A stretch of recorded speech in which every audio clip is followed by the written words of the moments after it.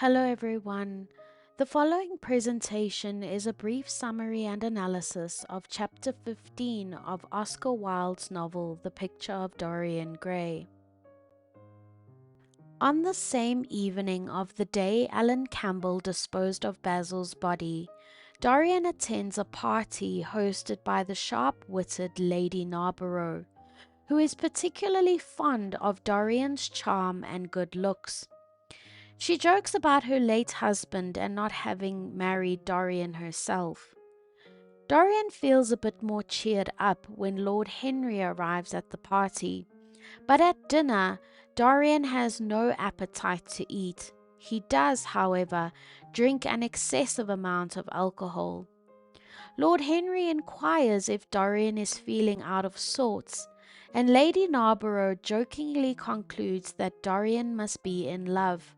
But Dorian responds with a mutter that he is not in love. Despite the witty conversations around the dinner table, Dorian is distracted and irritable. For example, when Lord Henry questions him about his whereabouts the previous evening, the evening on which he murdered Basil, Dorian becomes agitated and gives a long defensive response. Lord Henry figures that there must be something wrong with Dorian, but true to his character, Lord Henry is not very concerned.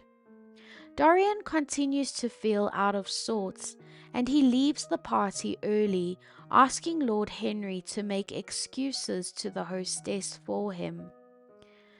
We know that Dorian has just murdered Basil Hallward the previous evening and has blackmailed Alan Campbell into disposing of Basil's body.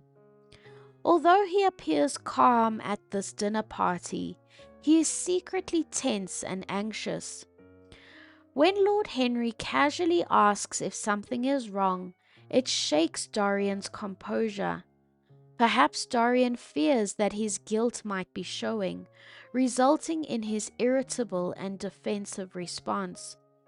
In Dorian's paranoid mind, he might interpret Lord Henry's question as an accusation rather than Lord Henry's just making polite conversation. Lord Henry's comment about Dorian not being himself reminds Dorian of his guilt. But instead of showing remorse for his actions, he lashes out, further illustrating his moral corruption and inner conflict. Dorian is so consumed with his secret life that he can no longer enjoy the pleasures for which he has given up his soul. Now Dorian has the burden of two dark secrets, the portrait and Basil's death. At home, Dorian burns Basil's hat and bag, which is the last of the evidence that Basil was ever there. Dorian tries to relax, but his Florentine cabinet catches his attention. He stares at the cabinet, lights a cigarette, but then throws the cigarette away. Dorian walks over to the cabinet and removes a small Chinese box.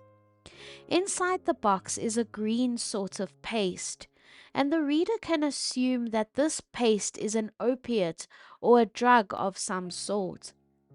At midnight, Dorian dresses in common clothes and calls on a coach, in other words, a horse and carriage, to bring him to a London neighborhood where the city's opium dens or drug houses are in abundance.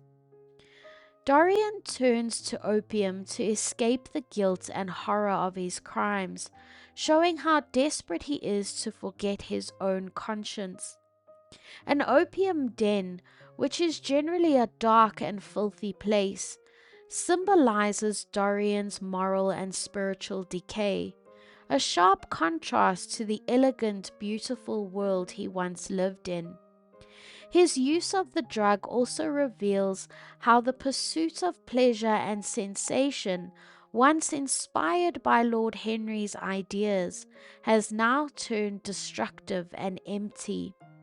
By seeking comfort in such a place, Dorian exposes the truth of his double life.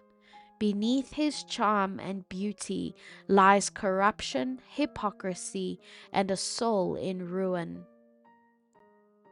Thank you for watching this presentation on Chapter 15 of The Picture of Dorian Gray by Oscar Wilde. Keep an eye out for summaries and analyses of the rest of the novel.